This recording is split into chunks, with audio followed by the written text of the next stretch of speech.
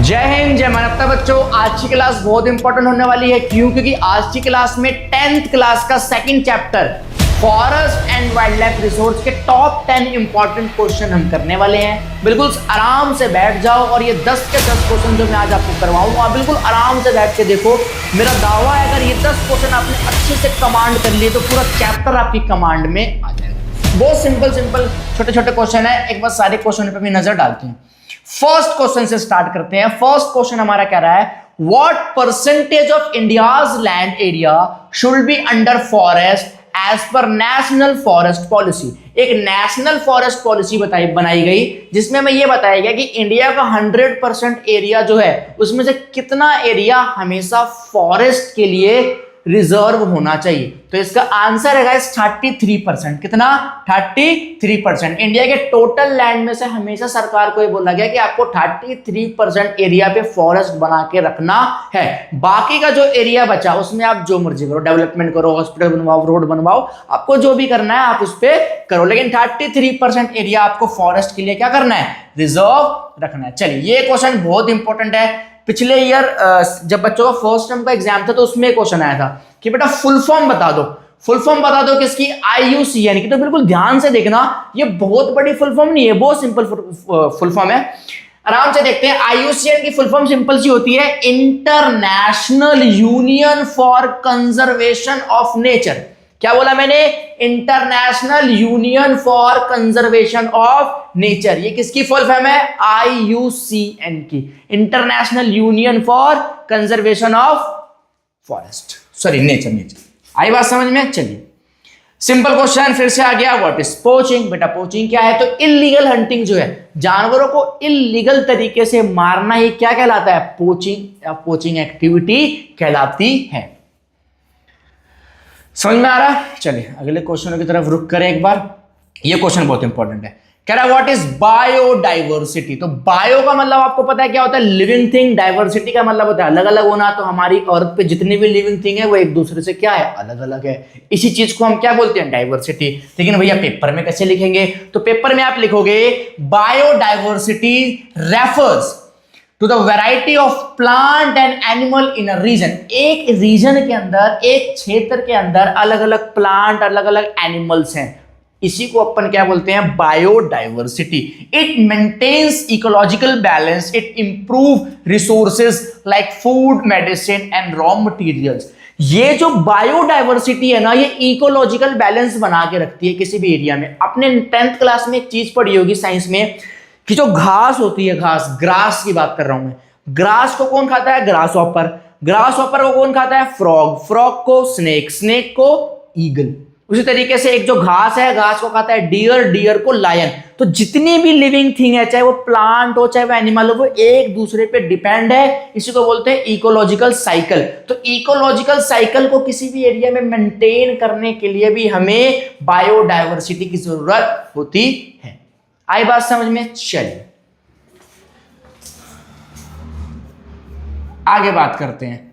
Explain any 3 causes for the depletion of forest and wildlife resource.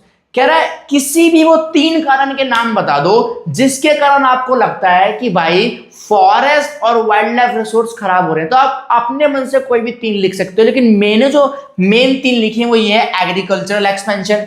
लोग agriculture को बढ़ावा देने के लिए, खेती को ज्यादा करने के लिए जंगलों को काटते चले आ रहे हैं। तो एग्रीकल्चर एक्सपेंशन के कारण भी हमें क्या देखने को मिलता है? फॉरेस्ट और वाइल्ड लाइफ रिसोर्स खत्म हो रही है। Second, industrial and urbanisation expansion, कि भाई इंडस्ट्रीज को बढ़ाने के लिए, शहरों को बनाने के लिए जंगलों को क्या करा जा रहा है? काटा जा रहा है। जैसे हमने तेलंगाना का सुना होगा, अभी तेलंगाना में सरकार कंपनी को खोलने के लिए वहां के जंगल को क्या कर रही थी? कटवा रही थी। Second, poaching and illegal hunting, जानवरों को इलीगली तरीके से मारना भी जानवरों की पॉपुलेशन को क्या कर रहा है? खत्म कर रहा है। कोई दिक्कत गाइस? चलिए, साथ में आपने देखा होगा प्लांट्स की भी लोग बहुत ज्यादा तस्करी करते हैं। चंदन की लकड़ी की तस्करी, उस पर पिक्चर देखिए ना। सेम। तो ये 3 मेन रीजन आप लिख सकते हो फॉरेस्ट एंड वाइल्ड लाइफ की डिप्लोमेशन में। डिप्लोमेशन का मतलब कमी होना जाना, ठीक है।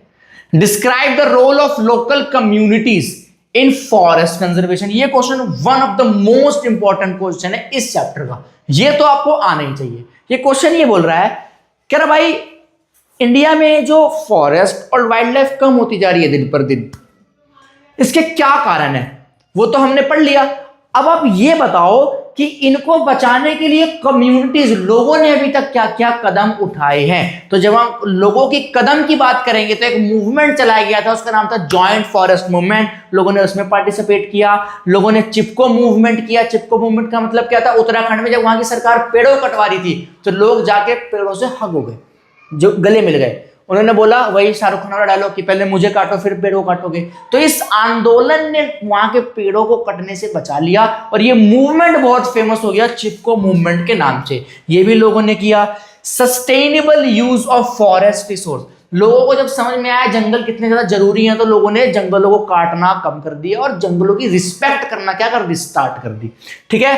अगला, अवेयरनेस फॉर कंजर्वेशन। जब एक कंट्री में, जैसे एक कंट्री के अंदर छोटे छोटे स्टेट्स में हमें ये देखने को मिला कि कहीं कहीं पर जो लोग हैं वो भाई अवेयर हो रहे हैं, जंगल को कटने से बचा रहे हैं। राजस्थान में भी हमने देखा कि वहां के लोगों ने अपनी पर्सनल जमीन डोनेट करके एक जंगल बनवाया।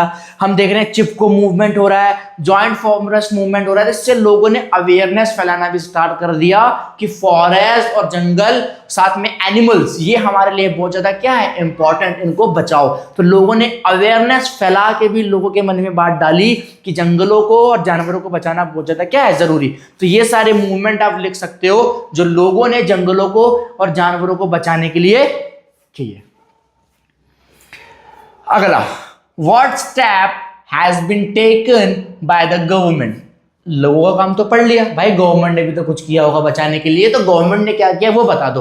तो गवर्नमेंट के काम जब भी आपसे पूछे जाएंगे तो आप ये लिखोगे गवर्नमेंट ने बहुत सारे प्रोजेक्ट चलवाए थे, जैसे कि प्रोजेक्ट राइनो, राइनोस को बचाने के लिए, प्रोजेक्ट टाइगर, बंगाल टाइगर्स को बचाने के लिए 1972 में, साथ में और भी प्रोजेक्ट एलिफेंट। तो सरकार ने बहुत सारे प्रोजेक्ट चलवाए थे जानवरों को बचाने के लिए। साथ में सरकार एक मिशन भी लेके आई थी, इसका नाम था वाइल्ड लाइफ प्रोटेक्शन एक्ट 1972। तो वाइल्ड लाइफ, हाँ ये रखा ना, वाइल्ड लाइफ प्रोटेक्शन एक्ट 1972। ये क्या था, इसमें सरकार ने भाई इलीगल पोचिंग, हंटिंग पे क्या कर दिया, टोटली बैन कर दिया। सरकार ने एक लिस्ट बनाई, वो जानवर जिनकी जनसंख्या बहुत कम है, पॉपुलेशन बहुत कम है, उनकी हंटिंग पोचिंग सरकार ने इस एक्ट के थ्रू बैन कर दी। सरकार ने बाद में कुछ प्लांट जिनकी पॉपुलेशन बहुत कम है उसको भी इसमें ऐड कर दिया और लोगों को साफ बता दिया कि आप भाई क्या नहीं कर सकते, आप इन ना जानवरों को मार सकते हो ना आप इन पेड़ पौधों को नुकसान पहुंचा सकते हो। साथ में लोगों ने, सरकार ने बहुत सारे national park, wild life sanctuaries बनवाई, किसके लिए, जंगल जानवरों को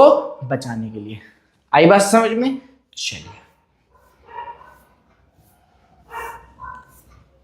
चलिए तो लास्ट क्वेश्चन हमारा यही था। मैं आपसे विदा लेना चाहता हूं। उम्मीद करता हूं आपको जितने भी क्वेश्चन मैंने आपको करवाया भी आपको समझ में आया होगा। मिलते हैं नेक्स्ट क्लास में, तब तक के लिए जय हिंद।